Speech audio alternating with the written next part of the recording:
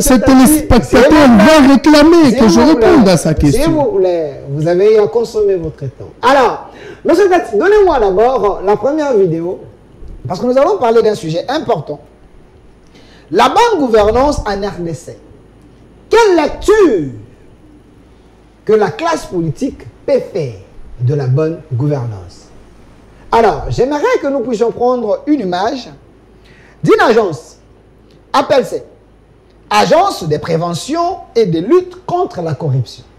Pour parler de la bonne gouvernance, il faut mettre à côté, lutter contre la corruption, parce que la corruption, c'est un élément nuisible pour détruire l'élan de la bonne gouvernance. Prenons d'abord l'élément, nous allons revenir avec mes invités pour car le pays.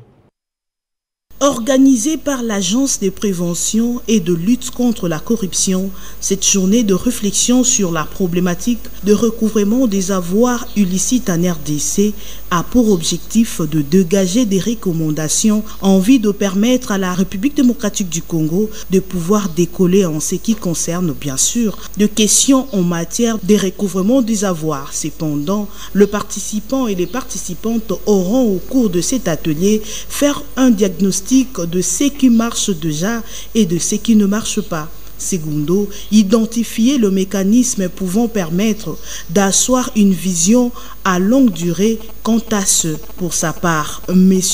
Thierry Mboulamoko, responsable de cette structure, de surcroît un homme fort, remarquable, plein d'ardeur, circonscrit le cadre. En République démocratique du Congo, nous voulons faire un diagnostic sur la situation des avoirs volés.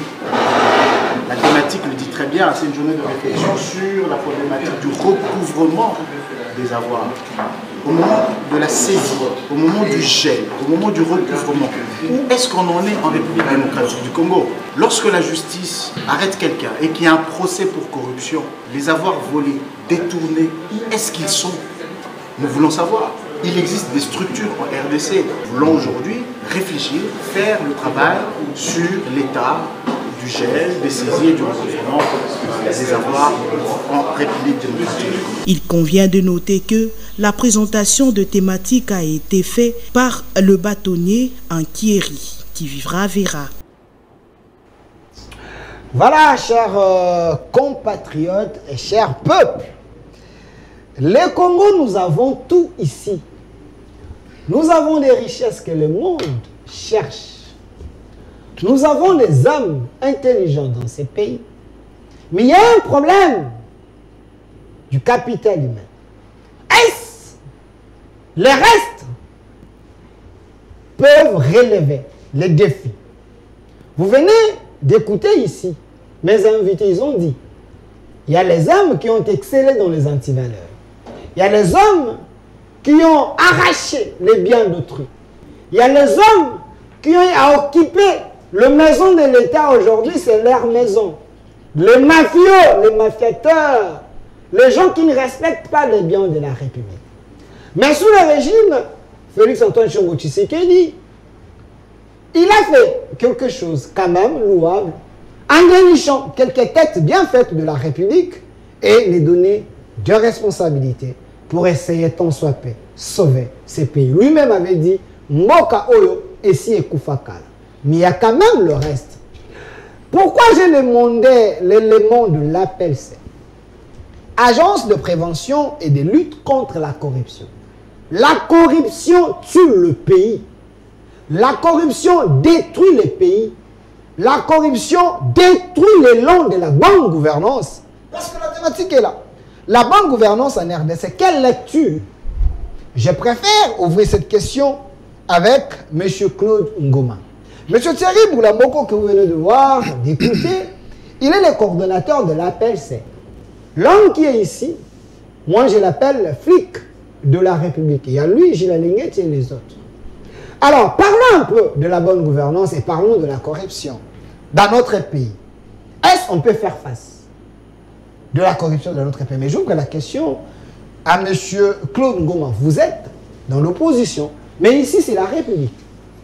Alors, quelle lecture faites-vous d'abord de la bonne gouvernance dans notre pays est-ce la corruption est un élément nuisible?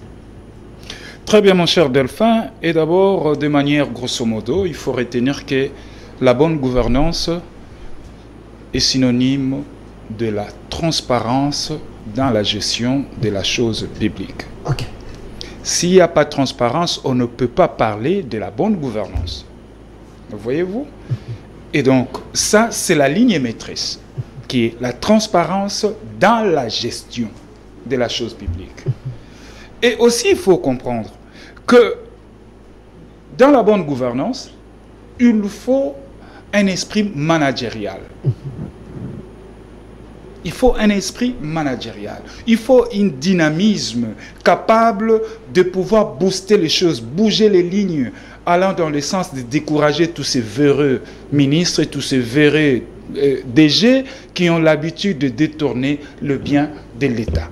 Voyez-vous? Et ici, moi, quand j'entends parler de l'APLC, qui est une agence de prévention et de lutte contre la corruption, j'ai dit, mais ça, c'est une grande chose pour nous. C'est une structure qui mérite à être soutenue, que ce soit l'opposition et la majorité, et pourquoi pas l'ensemble de la population congolaise. Pourquoi? Parce qu'aujourd'hui, mon cher ami, je vais vous dire, la corruption, c'est cette virus qui ronge la vie de toute une nation. C'est cette, comment je vais dire, virus qui ronge même les finances publiques. Voyez-vous? Et donc, cette agence mérite une fois à être soutenue. Et surtout que c'est lui qui l'anime, le coordonnateur Thierry Mbulamoko, c'est un jeune qui a de tonus, c'est un jeune qui a des talents, pétri de talents. Vous voyez, parce que son parcours nous renseigne déjà beaucoup, parce qu'il est allé même travailler jusqu'au niveau des Nations Unies. Thierry Mbulamoko? Oui. Ok. Donc, je vais vous dire que... Il est un peu méconnu de la population, hein? Mais quand même, moi j'ai aimé, parce que l'agence, déjà, quand on dit agence de prévention et de lutte contre la corruption, je me suis dit, quand même, il faut en parler. Oui, parce qu'il faut en parler. Qui est l'homme? Pourquoi? Pourquoi il faut en parler? Je vais vous dire qu'aujourd'hui, la République est dilapidée jusqu'à la moelle épinière. Et qu'aujourd'hui, messieurs le coordonnateur Thierry Mbulamoko, ce n'est pas une tâche facile pour lui. C'est une tâche rude pour lui. Mais seul, il ne saura pas. Nous, qui passons dans des plateaux de télé, nous avons la mission de dénoncer tout en le soutenant. Vous voyez? Mais moi, je vais plaider ici. Au lieu que cette agence, nous la laissons comme ça, comme une agence, pourquoi ne pas passer par des réformes que nous quittions de cette agence, que ça devienne une brigade. Comme ça, on va maintenant doter des OPJ à compétences limitées. Parce que tout à l'heure, j'ai suivi le coordonnateur. Il a dit, il y a pas mal de procès, des détournements, tout ça, mais qui finissent où? Tous nous savons. Donc, il se plaint. Parce que, voilà, malgré le travail qu'il est en train de faire. Vous voyez, quand je vais vous dire, depuis 1960 jusqu'au jour d'aujourd'hui, l'État congolais en 60 avait combien de patrimoine? Aujourd'hui, l'État congolais en reste avec combien? Tous ces politiciens ici qui ont des maisons à la Gombe et autres, leurs parents étaient qui? Mais c'était des simples fonctionnaires de l'État qui ne pouvaient même pas avoir une petite maisonnette à la Kalina. Mais que voilà, aujourd'hui, ils en ont. Par quelle baguette magique? Voyez-vous? Et donc, c'est pourquoi je dis, l'APLC mérite à être soutenu. Et qu'aujourd'hui, M. Thierry Mbulamoko, qui est le coordonnateur de l'APLC, en tout cas, mérite à être soutenu à la même hauteur que Jules Alinguete. Parce qu'aujourd'hui, le public ne connaît que Jules Alinguete. Mais voilà, il y a un patriote, un jeune qui travaille, qui donne de toute sa jeunesse pour recouvrir le patrimoine, les avoirs de l'État dilapidés. Comment donc... dilapidé par des citoyens véreux, de ministres et autres. Et donc, moi, je vais continuer à faire ces plaidoyers dans pas mal de télés pour que l'agence puisse quitter une agence et devenir une brigade de lutte contre la corruption. Merci à monsieur Claude Ngoma. Je précise que vous êtes dans l'opposition avec Adolphe Mozitu, mais ici c'est la question de la patrie. Alors, parce qu'on a parlé de monsieur Thierry Mbulamoko, on va rester sur cette question. Vous voyez les deux personnes ici, Jules Alinguete avec monsieur Thierry Mbulamoko qui est le coordonnateur de l'APLC, les deux flics de la République. Nous devons les encourager et surtout l'appel c'est. Mais j'aimerais quand même, monsieur Gandhi, vous venez de la France, est-ce, pensez-vous que l'appel c'est connu à Kinshasa? Quelle est sa mission? Qu'est-ce que vous comprenez par l'appel c'est? Je connaissais le sigle, je connaissais le moment où on a mis ça en place. J'avais lu en diagonale le contenu de la mission ou des missions de cette agence. Okay. Eh ben, j'ai suivi aussi le curriculum vitae, grosso modo, de monsieur Thierry. Thierry Moulamoko, vous avez fait des recherches? Oui, je sais qu'il est passé par la France, notamment à l'université Jean Moulin, qui est une figure au niveau de l'histoire de la France, de Lyon, qui est à 400 et quelques kilomètres de Paris. Il a fait des études de relations internationales. Il a fait d'autres études, notamment liées à la fonction qu'il a aujourd'hui. Il a eu à prester, non seulement au sein de certaines commissions au niveau de l'Union européenne, voire même au-delà. Il a des compétences voulues. Non seulement une vision nationale, il a aussi une vision internationale en tant que spécialiste des relations internationales. Je prends au passage ce que mon collègue Ngoma a dit sur les brigades. Oui, que ce ne soit pas une brigade, que ça reste l'agence comme telle, mais au sein de l'agence, il faut qu'il y ait une brigade. Je vais étayer ça par des exemples. Un exemple concret pour ne pas prendre beaucoup de temps. Le travail qu'il fait pour dénicher les gens qui sont corrompus ou qui corrompent, etc., ou les gens qui font des malversations, etc., ou des gens qui amènent de l'argent pour blanchir, le blanchiment d'argent, il y a des techniques très simples, il le sait, il le connaît.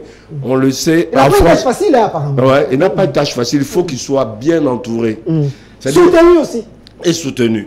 Mais il faut aussi un groupe de communicateurs, comme Ngoma a dit. Il faut qu'il y ait des gens qui parlent de cette agence. Ça aura non seulement le soutien au travail qu'il est en train de faire, qu'on sache aussi le contenu de ce qu'il fait, mais aussi pour aller en direction de nos populations, pour qu'ils sachent, que ce soit les populations simples, que ce soit les dirigeants, qu'il y a une agence qui peut les traquer d'une manière ou d'une autre. Je vous donne un exemple.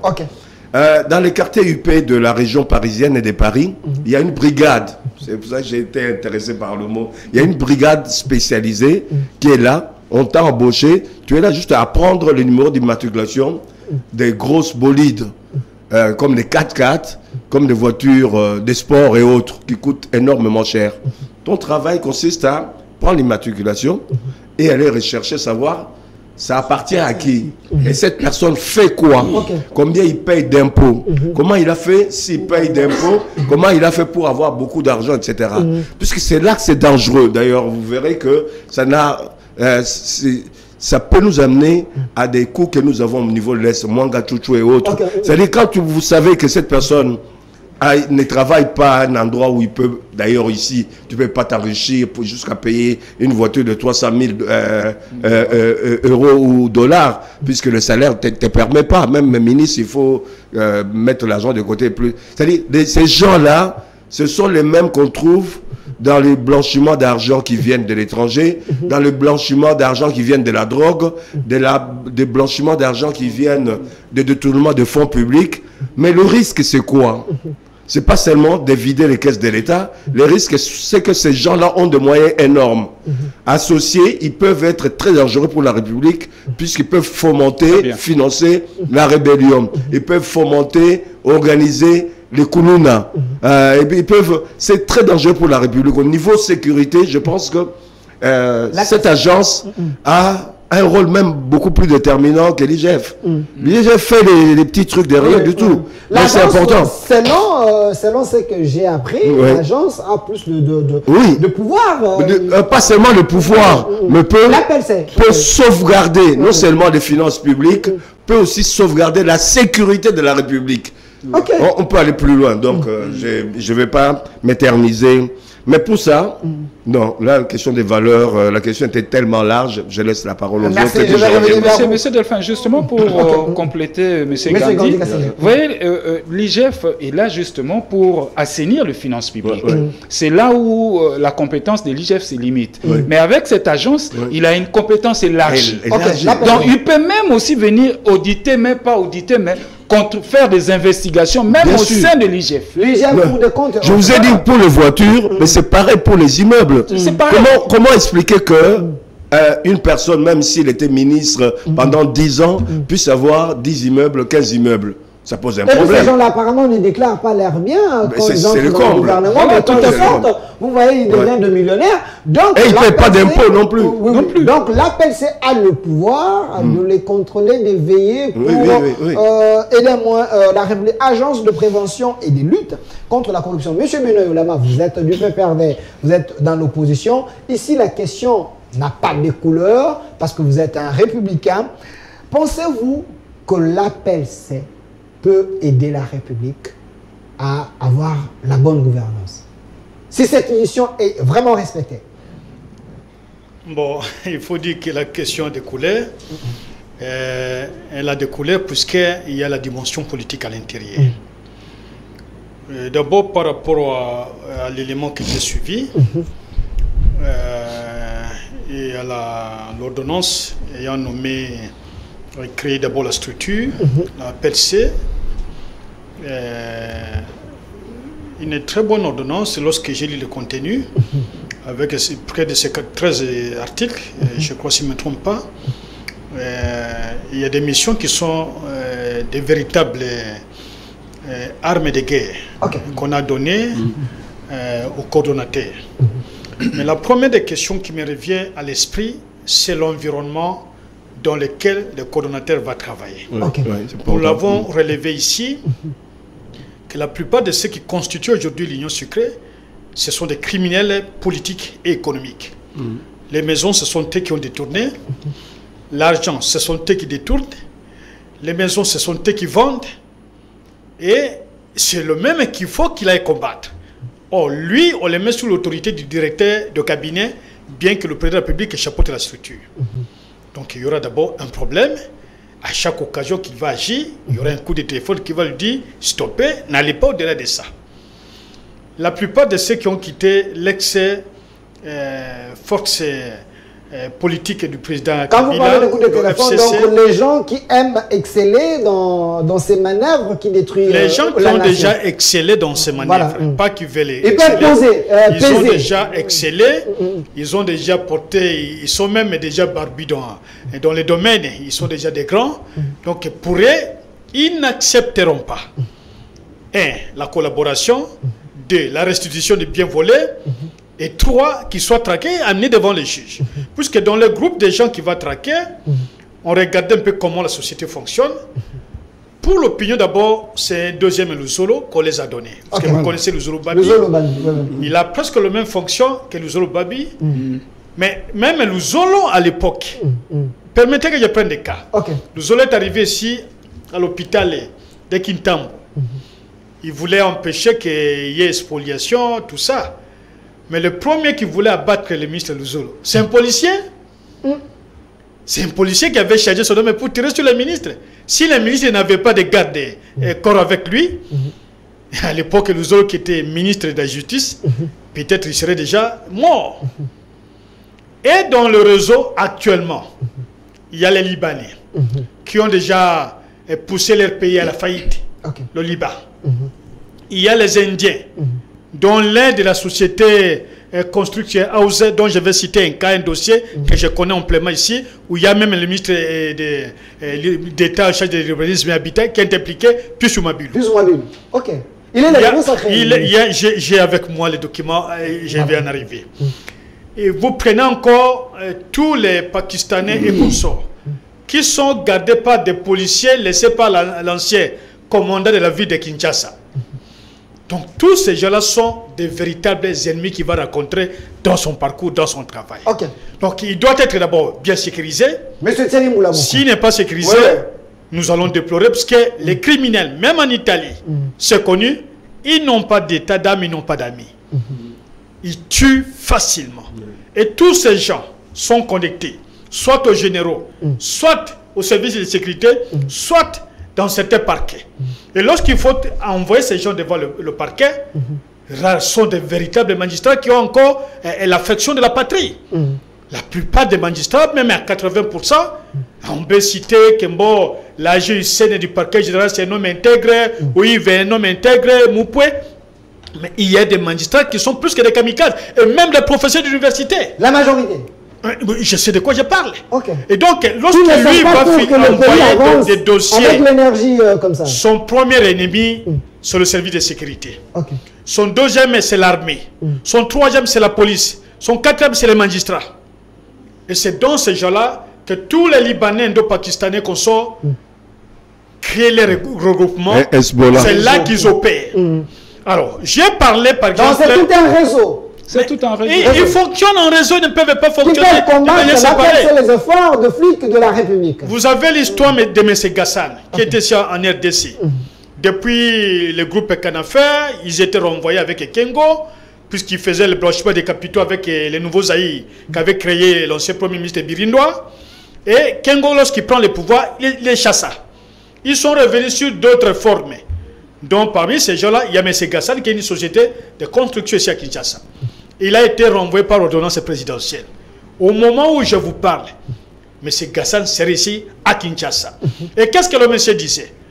Quand vous parlez, non, je vais vous accuser, par exemple, chez tel, il dit, mais tous vos ministres là, ils sont dans mon poche. Il prend son téléphone, il compose le numéro de la personne que vous avez dit. Il appelle.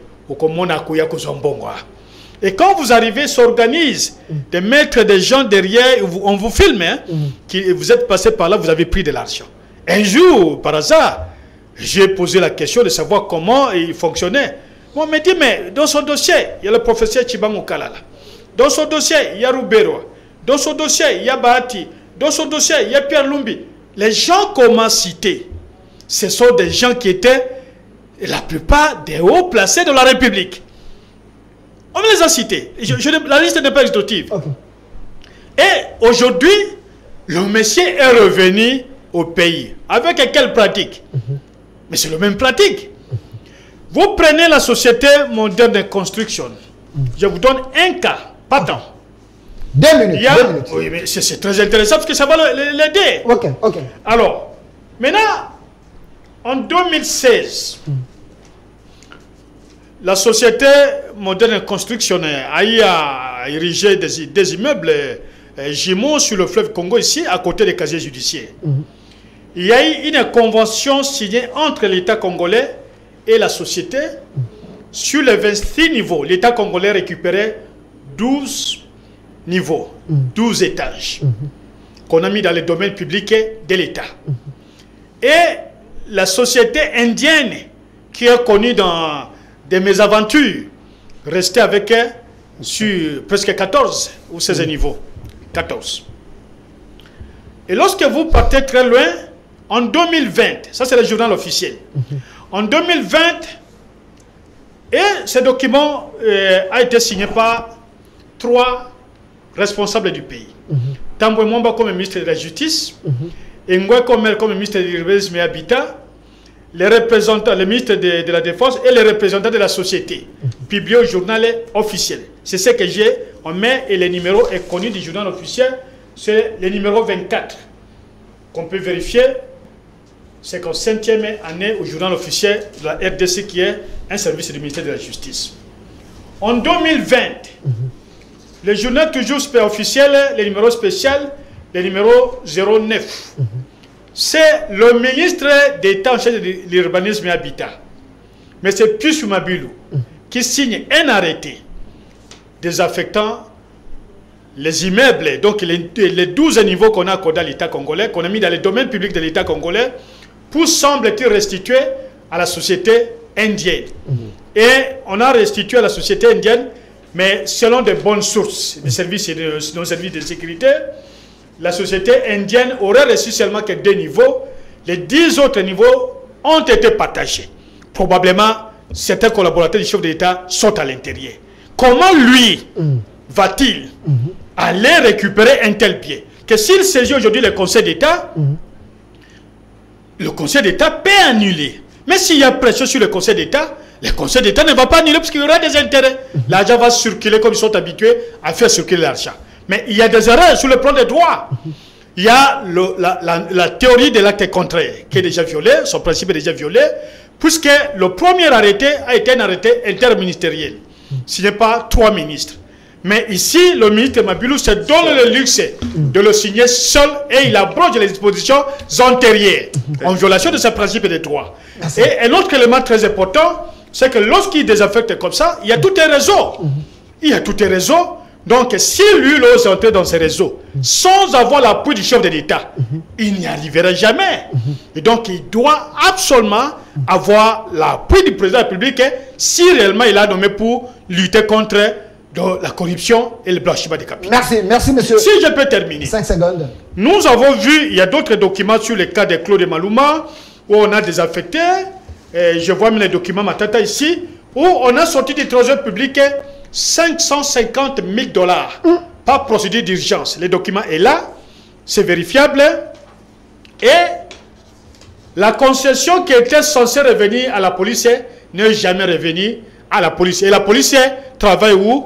Derrière les camps Fungola, juste quelque part, après ceux qui connaissent la vie de Kinshasa, après Mamayemo, ces gens sont à l'extérieur. Mais l'argent déjà sorti du trésor public, cet argent n'est jamais revenu, l'État n'a jamais récupéré des concessions, sans qu'on entre encore dans d'autres cas où il y aurait déjà. Nous entendons, et je crois que Claude a vérifié, nous entendons qu'on a déjà procédé à la vente, dont la plupart des arrêtés ne sont pas passés par le Conseil des ministres, des biens de l'État, des maisons de l'État. Merci monsieur Benoît Yolama. Face à ces cas-là, je pense c'est pour aider le coordonnateur. Moi, je vais faire en sorte que cette émission soit suivie par les autorités, si lui également peut tomber sur cette émission, qui s'en sert de ça. Parce que là, c'est le bien de la République qui est en train d'être dilapidé. Il y a des gens qui se donnent le luxe de travailler contre les intérêts de la République. Mais le chef de l'État, quand il a créé cette agence de prévention et de lutte contre la corruption, il croit que la RDC peut changer et il croit à l'homme. Vous avez eu à lire les CV de l'homme ici. L'homme est capable de faire. Est-ce qu'il aura le main libre à le faire vu l'environnement? Alors, nous souhaitons que le monsieur puisse avoir le courage d'aller plus loin et que le public s'approprie de ces combats pour aller plus loin. Il faut de communicateurs. 30 secondes. 30 secondes, monsieur Delphin. Pour le même cas de 2 tours jumelles à côté du casier judiciaire, monsieur le ministre Pius Mabilou fait un manque à gagner à l'État parce que les 12 au niveau, les 12 appartements désaffectés, un appartement revient à 1 500 000. Okay. Et il faut maintenant faire le calcul, 1 500 000 fois 12. Wow. Tu vois, c'est que monsieur le ministre Pius Mabilou, qui est là pour sauvegarder les intérêts de la République, mais il est là plutôt pour comploter contre la République. Voilà un tel manque. Apparemment, il est cité dans plusieurs dossiers. Je vais vérifier. Voilà. Le nom de Pius Mabilou. Nous avons en notre possession les dossiers et tout ça, nous allons le mettre en disposition de l'APLC. Ok. Alors, monsieur Jean-Patrick Moussenga, quoi comprendre, quoi retenir? Est-ce que la population est censée soutenir le coordonnateur Thierry Mboulamoko, lui qui gère l'APLC, pour l'aider au moins, parce que là, on sent que la tâche n'est pas facile, mais là, on est censé travailler pour traquer tous ces gens-là et faire gagner la République. Merci beaucoup. Je pense que mes devanciers ont déjà dit beaucoup de choses. Je vais révéler quelque chose sur ça. Okay. En 2019, le chef de l'État venait de prendre le pouvoir et avait fait un discours inaugurant sa lutte contre la corruption. Ceci était comme son cheval de bataille. Il y a eu M.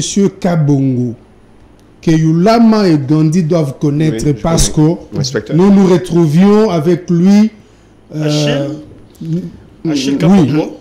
forum de médias. Il a écrit même un livre. Oui, je le connais.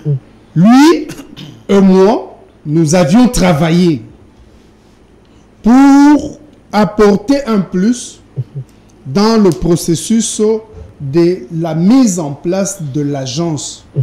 À cette époque déjà, lui n'était pas encore coordonnateur. Nous nous étions battus pour inviter le collectif africain de lutte contre la corruption en RDC. Et là, Monsieur Luzolo Bambi, le professeur Luzolo Bambi est venu comme renseignant. Et après, le chef de l'État, sûrement qu'il a compris l'importance qu'il y a à créer cette agence avec célérité pour que sa politique de combattre la corruption puisse remporter les fonds. Ainsi, nous n'étions pas dans les secrets du chef. Nous ne savions pas qui est-ce que le chef recevait pour être désigné comme animateur à cette agence. Appelle-ça. Son prédécesseur, que nous avons rencontré avec des cahiers de charges, pour que l'on puisse, c'est là que je voudrais ajouter à ce que Ngoma a dit et Gandhi, pour montrer qu'une seule brigade d'anticorruption ne suffit pas. Il faut créer, à peu près comme Gandhi venait de dire, créer une sorte de commissariat avec tous les atouts. Parce que tous ceux qui vont en guerre contre la corruption est semblable aux militaires qui est au front pour défendre la nation. Ces gens, notamment le coordonnateur, doit être protégé. Je me souviens, j'ai discuté de ça personnellement avec le regretté patriarche Kitenge Yesu, parce que lorsque son prédécesseur devait partir, moi j'avais postulé à cet endroit. Le patriarche Kitenge m'a dit que le chef a su avoir quelqu'un à ce poste-là. Nous pensons qu'il convainc. Cette personne convainc. Je ne le connaissais pas. Okay. C'est bien après que je découvre que c'est l'enfant de mon professeur. Okay. Tu viens de l'IPEN, tu dois aussi le connaître. Le professeur Mboula Moko. Okay. Ce garçon, la plupart de ceux qui ont habité l'IPEN l'ont connu. Ils savent faire la différence entre lui et tout le reste de ses frères. Il a fait relations internationales là-bas. Okay. Et là, on se comprend le sérieux du monsieur. Bien sûr aussi que le sérieux ne suffit pas. Il faut être perspicace. Parce que cette tâche, si Luzolo Bambi a eu de problèmes, qu'il n'a pas su rencontrer les attentes de M. Joseph, là où on l'avait placé, lui, la tâche n'est pas facile. D'autant plus qu'il a passé une partie de sa vie hors du pays, qu'il maîtrise difficilement les personnes qui opèrent dans notre pays. Youla m'a parlé de Canafer. Et Canafer et les autres, nous savons comment ils ont traîné ce pays sous maréchal. Et il semblerait même que les antennes de RTGA auraient été achetées par Canafer. Ok. Là, il faut vérifier, hein, il faut vérifier. C'est un monsieur qui est dans tout. Okay. Et lorsqu'il revient au pays, il faut que des gens comme Thierry soient réellement entourés. Et suffisamment entourés. Mais aussi, qu'on ne nous fasse pas peur pour dire il est placé en dessous du directeur du cabinet. Non. Ça, c'est pas un problème. Okay. Parce que le coordonnateur de l'APLC a rang du conseiller spécial. Ok. Ouais. Et les conseillers spéciaux ne sont pas administrativement, opérationnellement gérés par le directeur du cabinet. Okay. Non. Ils peuvent toujours escamoter l'hiérarchie du directeur de cabinet pour atteindre le chef. Mais il faudra. Il y a ceux qui pensent que sa compétence est limitée à un certain niveau, donc l'homme ne peut On essaie de limiter sa compétence. Mais lorsque vous lisez l'ordonnance, le nommant, vous sentez qu'il a sa compétence est transversale. Ok. C'est élargi. C'est vraiment élargi. Qu'on ne délimite pas sa compétence parce qu'on va lui mettre dans les conditions à ne pas bien servir. Merci. Mais je voudrais chuter. Lorsque l'on dit combattre la corruption, c'est un aspect, c'est un volet. Mais il y a un autre volet. C'est lui de prévoir. Ok. Agence de prévention et de lutte contre la corruption. Comment est-ce qu'il faut prévoir? Ok. La prévention est capitale par rapport à la lutte elle-même. Vous attendez 5 secondes. qu'il y ait Les dégâts. la corruption pour combattre.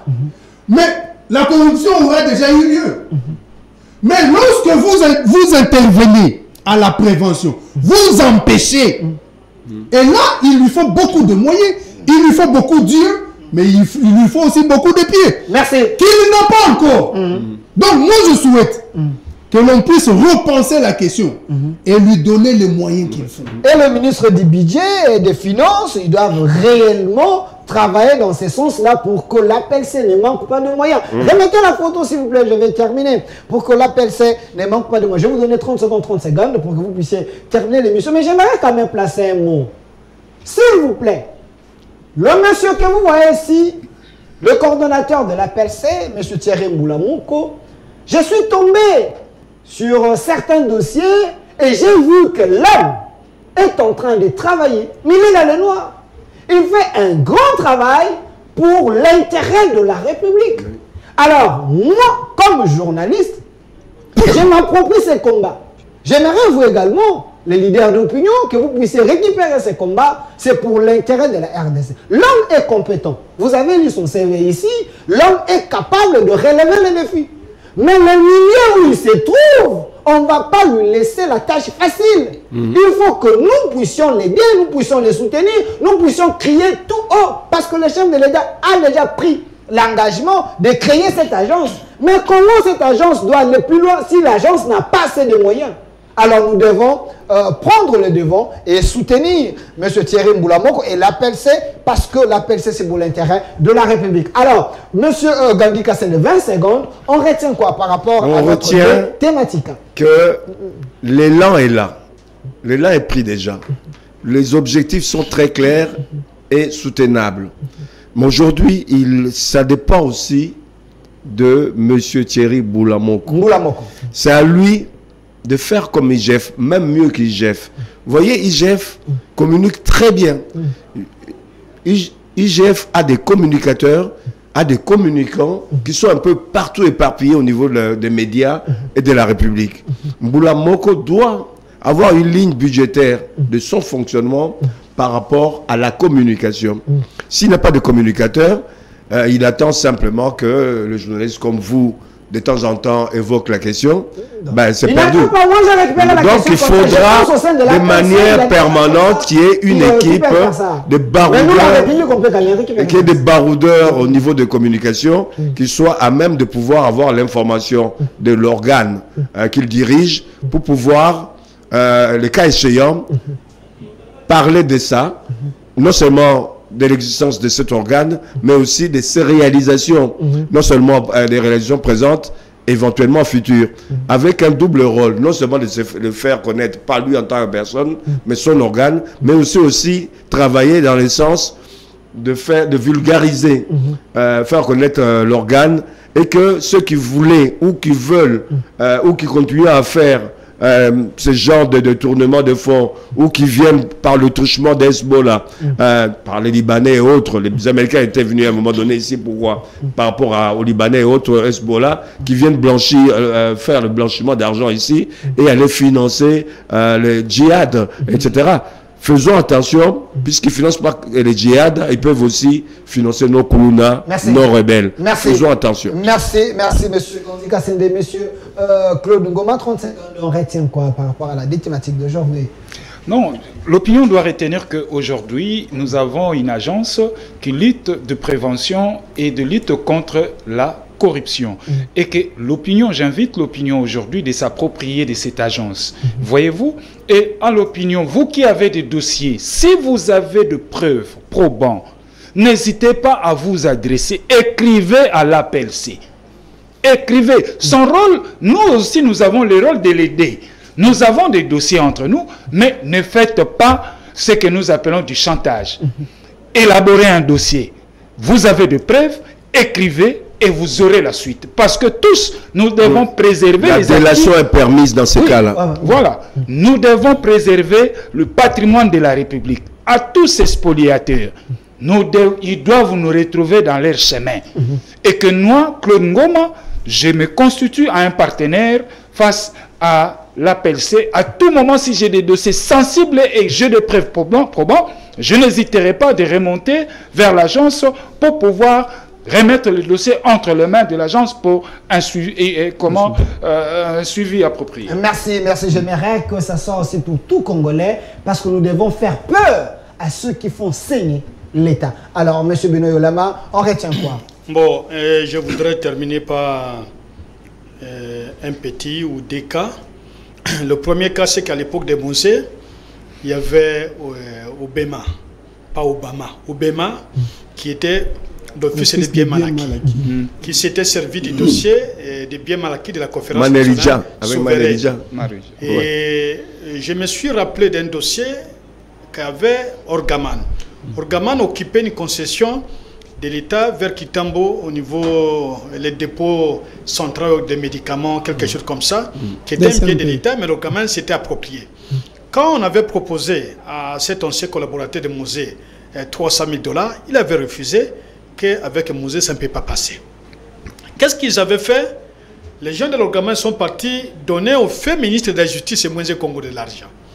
Et on a créé un dossier, et 2 jours, 3 jours après, le monsieur s'est retrouvé à Makala. On a créé un dossier. Et on l'a eu comme ça, sans qu'il ne fasse quelque chose. On l'a amené à Makala et on l'a dit, voilà, on vous avait donné l'argent, vous aviez refusé. Nous avons payé cet argent, vous vous retrouvez aujourd'hui en prison. Voilà comment la mafia travaille. Et un autre cas, vous avez parlé de Hezbollah. Avant la vente de la société qui est sur Cabinda, à côté des maisons de M. Kitundu, il y a eu un travail au niveau de la structure financière qui est là où on a envoyé M. Kissoula, le parquet financier qui est abrité au niveau de l'hôtel de monnaie. On a travaillé avec une structure extérieure. C'est très capital. Et on a retracé l'argent. L'argent. Il y a M. Kissoula là. Il y a l'argent qui viennent des zones en conflit. Et on achète du carburant, patati patati, tout ce qu'on achète, on amène cet argent, on l'envoie au Congo via des marchandises qu'on met donc ici dans les magasins.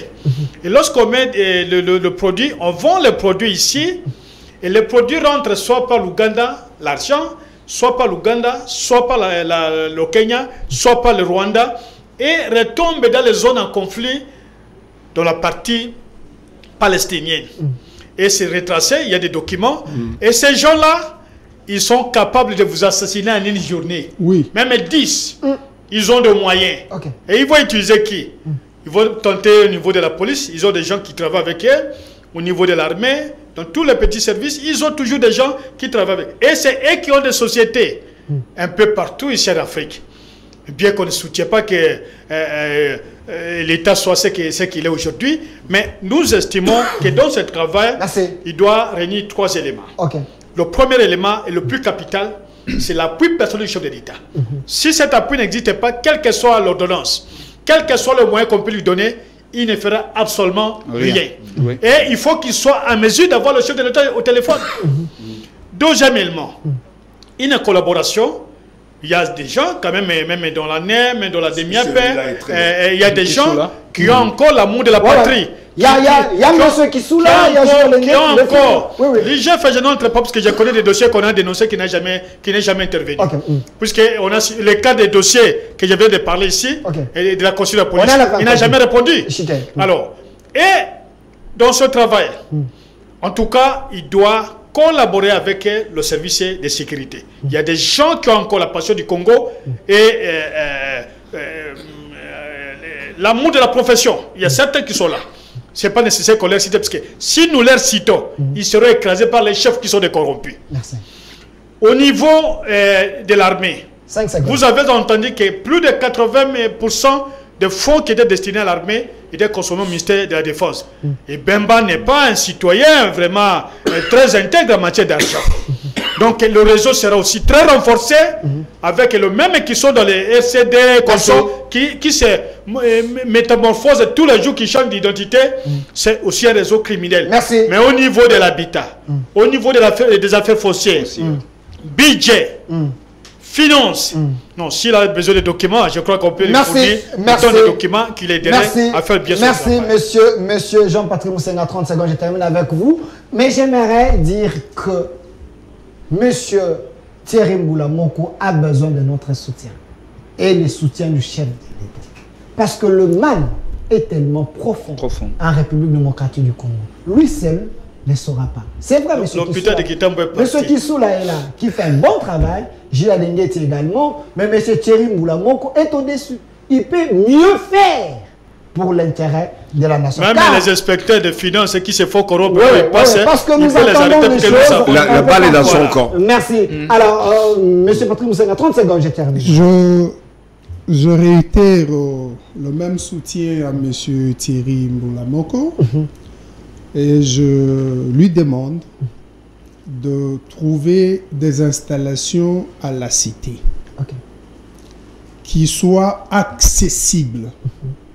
Parce que son travail tient aussi du fait de dénonciation. Voyez pour l'inspection générale de finances qu'il y a des installations à la cité, tout le monde peut entrer là-bas, aller dénoncer. Différemment de lui. Il faut qu'on lui donne les moyens. Justement, il faut qu'il présente ça. Les moyens, il faut lui donner les moyens. Il faut qu'il présente ça. Il faut qu'on lui donne de moyens. Si on veut qu'il puisse réaliser ce qu'on attend de lui, il faut qu'on lui donne réellement de moyens. Comme il est là, il faut qu'il sache aussi s'entourer des personnes qui sont à la hauteur de sa mission ou de la mission de l'agence. Il faut qu'il sache communiquer comme M. Gandhi dit. Lui, c'est un flic. Il n'a pas besoin d'apparaître. Pas tout le temps. C'est vrai. Mais non, on va le faire quand même. Oui. C'est pour l'intérêt de la nation. Il faut qu'il y ait des gens derrière lui qui connaissent ce que l'agence fait et ce que l'on attend de l'agence, qu'ils puissent tout le temps communiquer pour amener, inciter les gens qui ont des soupçons. Parce que dans l'ordonnance, il est parlé des soupçons. Pas seulement de preuves. S'il y a juste des soupçons, on peut déjà l'atteindre. Dans ce qu'il fait, il faut qu'il sache faire des enquêtes. Ça veut dire, une information peut être fausse. Mais parce qu'elle fait partie des soupçons, il faut qu'il y ait des gens aguerris dans le travail de fond, des terrains, qui soient capables de mener ces enquêtes et prouver si c'est vrai ce que disent les soupçons ou si c'est faux. Et tout ça, il faut qu'il sorte du palais. Il doit apprendre à sortir du palais, faire comme Alingeti. Alingeti n'est pas au palais, il est sur la rue. Lui aussi qu'il fasse ça. Merci monsieur Jean-Patrick Moussenga. Merci d'avoir répondu à notre invitation. Merci également à monsieur Gandhi Kassende. Merci d'avoir répondu à notre invitation. Surtout en France, là-bas, il y a tellement de choses. Merci pour votre expérience. Et également monsieur Claude Ngoma, cadre du Nouvel Élan. Merci à monsieur Benoît Olama du PPRD. Vous avez compris que la question n'a pas eu de couleurs. Ici, on a parlé nation, pays. Espérons que le message va arriver à qui des droits. On a parlé de la bonne gouvernance en RDC. Quelle lecture la classe politique peut faire par rapport à cela? On a pris les cas de l'agence de prévention et de lutte contre la corruption où on essaie un peu de s'étendre car cette agence a la possibilité de sauver la République si seulement nous, le peuple congolais, on s'approprie de cette agence et on aide, que nous puissions aider les chefs de l'État et soutenir les actions de cette agence. On peut aller plus loin possible. Restez fidèles à nos programmes.